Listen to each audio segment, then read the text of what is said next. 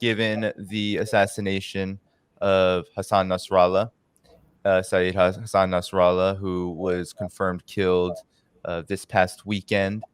Now, I wanted to ask you, because there have been a lot of talk about Iran in the Western media and in other channels, Iran betraying the resistance, betraying Hezbollah, that Iran is the reason that this happened because it hasn't retaliated. I wanted you to talk about this in the context of where you believe the assassination of Hassan Nasrallah places the overall resistance to the Israeli regime and its overall condition and state. I really can't comment on what the decision-making process in Iran is about striking back, because these are the decisions that are made behind closed doors. What I can say is that Iran will strike. It is inevitable, and I've been saying that from the beginning. But Iran has different calculations. Part of what we're seeing today is psychological warfare. And many people who support the resistance are, I think, also upset. And so they are also, some are making these statements, and then there's also psychological warfare, so it's being amplified.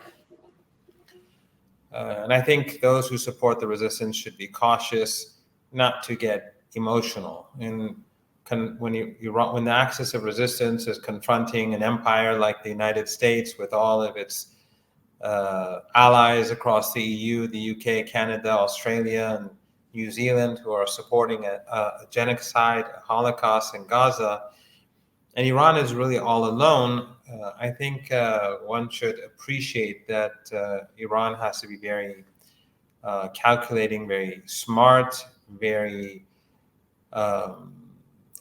logical, and that it shouldn't take decisions based upon emotions. So I think that Iran will definitely, as I said, will definitely respond, but I think Iran wants to have maximum effect. One of the things that has been said is that Iran delayed its response because of the negotiations that were taking place between Hamas, the resistance, and the indirect negotiations with the Israeli regime. And the Americans and the Europeans, as President Pezeshkian also alluded to, claimed that we were close to a deal, and so Iran refrained from striking them. That is true, and also Seyed Hassan Nasrallah said something rather similar a while back before he was martyred, and that the resistance doesn't want to be blamed for a ceasefire collapse, a collapse in the talks for the ceasefire. I don't think anyone in Iran really believed, or at least I don't think most people, or many people, I certainly didn't believe that there was going to be a ceasefire. But I think that the Iranians weren't foolish. I think they were calculating that these ceasefire talks would not work, that the Americans and the Europeans are lying, they're being dishonest, they're just buying time for the Israeli regime and Netanyahu. But if Iran did respond, then Netanyahu and the Americans would go out and say, we were almost there, we were about to end this, and lives would have been spared. But Iran, they attacked in order to continue the killing, because they don't care about Palestinians. They never cared about Palestine. And then that narrative. And I think the great martyr Seyed Hassan Nasrallah, as I said earlier, he said something more or less the same. And I think that is logical. That is not, I believe, the reason why Iran has not struck back. That is a reason during a certain period why Iran did not reply. But I think there are other calculations, which I don't want to get into because it's speculation on my behalf. And while, as I told you before, I'm not connected to the government or any administration. I've never been. I've just been a media advisor during nuclear negotiations, both during the previous government and the government before that. That's all. But if I say something, I think some people will still think that I'm speaking on behalf of the government. So I do have to be cautious. But in any case, there's no doubt that Iran will respond. Do I think that this current administration has made mistakes? Of course I do. I don't think that the trip to New York was ideal. I don't think that it should have even necessarily taken place. That's just my personal opinion. But you have to keep in mind that this is a new president. He's not a politician. He does not have a long history of or any history of foreign policy. So, and he is not a speaker. He speaks like ordinary people on the streets. He's educated, but he's not. Politicians have to be very careful in what they say, because it has implications. I think he's not careful, and sometimes he says things that are interpreted in different ways, which he may not necessarily mean. Some will attack me for saying this and say that you're justifying all this, but that's my understanding. Since I am a fluent Persian speaker, I've seen him speak. I know that he is not necessarily the most precise speaker when he's speaking about these issues. So some of what he says, I think, were misinterpretations, but I do think that there are people that are associated with him that through that association, they amplify the notion that he is appeasing the West, if you get what I mean. So I think he's trying to say one thing, but I think it didn't work well. I don't think he should have gone to New York, because he's still new at this. If he wants to go, he could have gone. He could go next year. But anyway, that's what they did. Yes, yes, indeed. Well, talk about, if you could, you're in Beirut right now. Talk about the broader situation in the context of this narrative that we're hearing. We have, on the one hand, right, Iran continues to vow that it will avenge what happened to Nasrallah, as well as the transgressions, the aggression against Iran from Israel and the United States. But there's also this narrative going around that Hezbollah has indeed suffered not just a major blow, but potentially has been defeated. And this is almost across the board with the axis of resistance, because we have also Yemen being bombed right now. We have, of course, Lebanon being bombed. And with Nasrallah being taken out, the narrative now in the Western media is that the axis of resistance is on the retreat, and that Hezbollah has been essentially either taken a major blow or defeated. What is your take? Well, there are three things here. First of all, I want to go back to what you were saying about what I said about the negotiations over the ceasefire. The West was dishonest, and I think that was not in the interest of the West. They lied to us about the JCPOA. In 2015, after the JCPOA was signed, I was one of the people who literally on that very same day told Dr. Zaidi that I don't believe the Americans are going to abide by their commitments, and they didn't. And this is another case where the Americans just lie, and that makes negotiating with the Americans, I think, virtually impossible, and the Europeans, because they're always lying. So how can you come to any sort of deal with them when they're not going, when they lie time after time, when all your experiences with these people ends up with them lying and cheating? So I think this is going to, I think, have an impact on the way in which the current administration views the United States. And Dr. Pezeshkian said they lied. So it doesn't help the West, regardless of whether Iran made a mistake or not, because of President Pezeshkian or his people. But it doesn't help the West. The second point is that, yes, the Israeli regime and its Western allies are drunk. they're drunk in their arrogance. They think they've achieved a major victory. And I think it shows a lot about the collective West, because Seyed Hassan Nasrallah was murdered. He was martyred with 83 one-ton bombs. They were dropped on 6 apartment blocks, apartment towers, massacring everyone. And so when the West celebrates, when Justin Trudeau and other monsters celebrate, they only expose themselves for what they really are. They are criminals. And they are celebrating alongside this apartheid ethno-supremacist regime, which is not even an ethnic, it's not even one ethnicity. They come from Europe and countries from the region. They're not Semites like the Palestinians, but that's another story.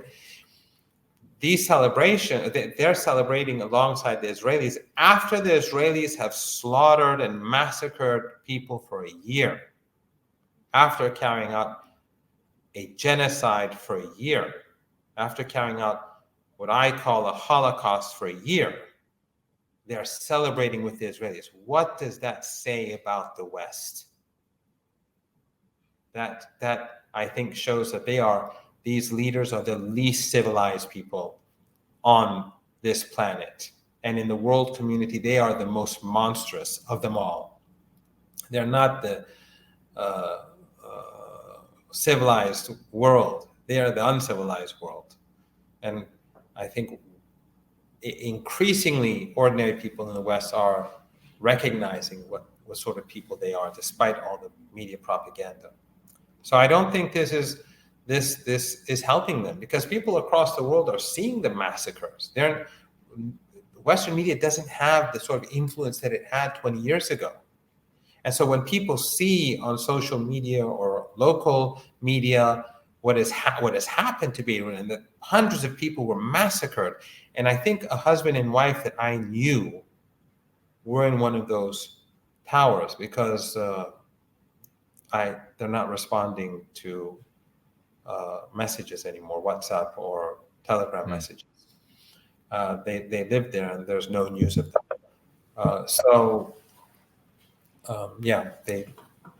They had a child too. So the world sees that the West is celebrating a massacre. Besides that, Seyed Hassan Nasrallah, what is his sin? He liberated Lebanon. From whom? From the Israeli regime in 1982. Israeli aggression and brutality did not begin with Hezbollah. In 1982, Israel captured the capital, and that's when Hezbollah was created. It was a national liberation force that gradually grew and expelled the regime from Lebanon. And what was he doing now? He was fighting against he was putting pressure on the Israelis to end the genocide in Gaza, just like Ansarullah in the Red Sea. So the West is supporting the genocide, and he was fighting against the genocide. He volunteered to make sacrifices, he and his party. They could have stood back. They could have done a deal. But they felt they were obligated to help save the people of Gaza. So they got into the fight, and they drew half the Israeli army to the north. And bad faith actors were saying they're not serious. These people who never do anything but are always complaining. If it wasn't effective, why is this regime carrying out such barbaric acts of revenge today? Day and night they're bombing Lebanon. I was 1,000 meters away from where Seyed Hassan was martyred. I was sitting with a friend, and then it was like 80. They say 83 bombs, 1 ton each. That's what they say. It was like an earthquake. And I know that neighborhood because I used to live. I lived in Beirut, in southern Beirut, for a year during my sabbatical in 2011 and 12. So I'd walk. I lived very close to there. Sometimes I just walk there. I drive through there. I knew those buildings. So, what sort of animals do this sort of thing? And people across the world see this. The West can, speak to themselves and congratulate one another about their barbarism, but the rest of the world sees things differently. The third thing is that Hezbollah has not been defeated. Beirut is the weakest link for Hezbollah. Why? Because Beirut has always been the center of espionage, far before the creation of Hezbollah. The West has infiltrated it a long time ago. Western embassies, all of them are working with the Israelis and the Americans. I have no doubt. All these Western NGOs, you think they're in Lebanon because they care? I mean, if they care, they wouldn't be slaughtering people all the time. They're there to infiltrate society. They're there to gather intelligence. Many Western journalists, I'm not saying all Western journalists, but many Western journalists. The Americans and the Europeans have a tradition of espionage in Lebanon. So, and this goes, as I said, before the creation of Hezbollah, when the PLO was there. So infiltrating Lebanon, gathering intelligence in Dahieh in southern Beirut is much easier for the West, because this is not something that the Israelis did. The Five Eyes, American AWACS, and Western Intel, they all mobilized to help the Israelis carry out these atrocities that we've seen in Gaza and now in Lebanon. But Hezbollah, their, let's say, successes have been in Beirut, but they haven't succeeded in penetrating the thousands of kilometers of underground tunnels with their missile systems and their missile bases and their defense capabilities and underground hospitals and command and control centers. These are untouched, and they're across southern Lebanon, they're across central Lebanon, and probably in parts of northern Lebanon as well.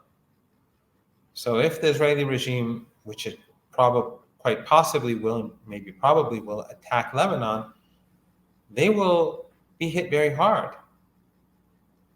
So right now they're drunk, and I think and when people are drunk, they usually make foolish mistakes. And I think that we will see that. Of course, they're going to continue slaughtering people. They're doing it all the time now. That the hours after they murdered General Seyed Hassan Nasrallah, they began bombing Beirut. It was amazing. They gave like half an hour for people to leave areas, and then they bombed them, and then they stopped telling people where they're going to bomb, and they just kept bombing and using bunker busters. Vicious animals. Worse than vicious animals. Animals don't do that sort of thing. So this is something that is only going to create greater outrage. Hezbollah has already lost a leader before. Seyed Hassan Nasrallah was a towering figure and a great man, and he will be missed. But I think that his martyrdom actually strengthens Hezbollah. Look at the messages of condolences from all of the resistance organizations. Just remember a few years ago when the dirty war in Syria began and NATO began to send all these troops in their region, and those regional governments that did a deal with the devil and supported the dirty war. They created a huge division in our region because a lot of people supported ISIS and Al-Qaeda and all these other groups because they were called freedom fighters. And governments in the region, these despots, were making this a sectarian thing. The West was calling it supporting despotism and also a sectarian issue when it really was not. We know that Jake Sullivan, you know, I know, many in your audience know that Jake Sullivan wrote an email to Hillary Clinton. We know this thanks to WikiLeaks on February the 12th, 2012, that in Syria, Al-Qaeda is on our side. We know from John Kerry in a leaked audio that he said we allowed ISIS to advance on Damascus. We know that the U.S. Defense Intelligence Agency said that regional allies of the United States wanted to create a Salafist entity between Syria and Iraq. What was that? That was ISIS. And then later, General Flynn, who led that agency, on Al Jazeera of all places, and in front of Mehdi Hassan of all people, said that that was the United States supported that. So, but now, after what's happened in Gaza, and it turns out that Hezbollah is the only one, along with Nasrala and the resistance that are supporting the people of Palestine, the mood has gradually shifted over the last year. And with his martyrdom, look at the statements being made by Palestinian groups, this whole schism that the West and their regional allies and despots tried to create, that's gone now. So now you have an increasingly united people across the region who see Hezbollah as the heroic resistance group that is fighting to save the people of Palestine and making the ultimate sacrifices. They may say, no, that's still a defeat for Hezbollah. I think that from my understanding of Hezbollah, and I've been here many times and I've lived here for a year, I think that despite his Seyed Hassan's towering existence here and the sheer amount of respect that he had, and his humility and his